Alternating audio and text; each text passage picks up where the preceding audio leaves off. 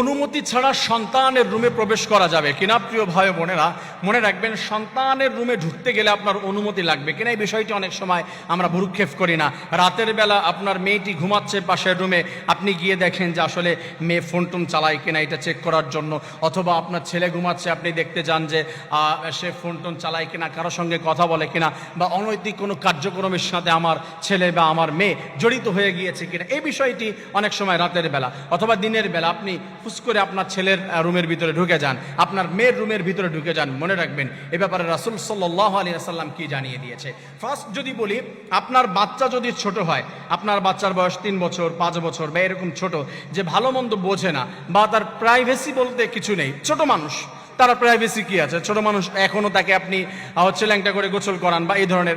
তো এই সমস্ত ছোট বাচ্চার রুমের ভিতরে আপনি তাকে ঘুম পাড়াতে দিয়েছেন, বাচ্চা ঘুমালো কিনা, কোনো ডিস্টার্ব হচ্ছে কিনা, রাতের বেলা কারেন্ট চলে গেল কিনা, বা কোনো ক্ষতি হচ্ছে কিনা, এই ধরনের প্রবলেমের ভিতরে পড়ে যাওয়ার আশঙ্কা যদি থাকে, আপনি তাকে বারবার চেক করবেন, দেখবেন, বা তাকে পাশের রুমে কোথাও রাখলে আপনি তার রুমে যাবেন, আপনার অনুমতির কোনো প্রয়োজন নাই। কিন্তু আপনার ছেলে এবং মেয়ে যদি কখনো বড় হয়ে যায়, যারা বালেকা হয়ে গিয়েছে, তাদের রুমে আপনি প্রবেশ করতে পারবেন না অনুমতি ছাড়া।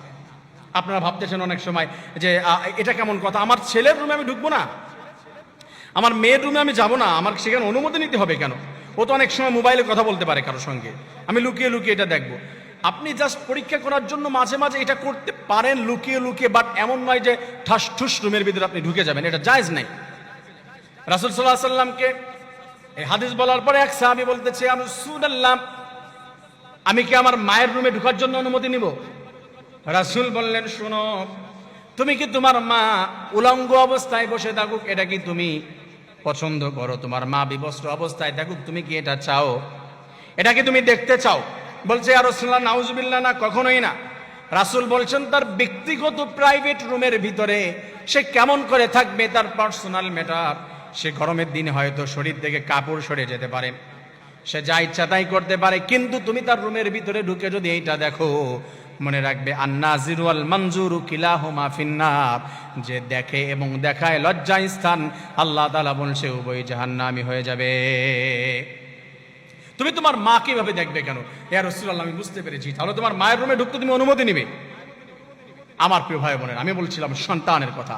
তাহলে আপনার সন্তানের রুমে ঢুকতেও তো আপনার অনুমতি নিতে হবে, কারণ আপনার সন্তান থাকতেই পারে তার রুমে তার মতো করে। আপনি কেন অনুমতি না নিয়ে ঢুকবেন?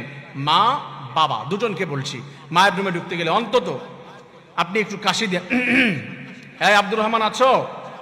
জি বাবা আছি। ঢুকে গেলেন। সুমাইয়া কি রুমে আছো? জি আম্মু আছি।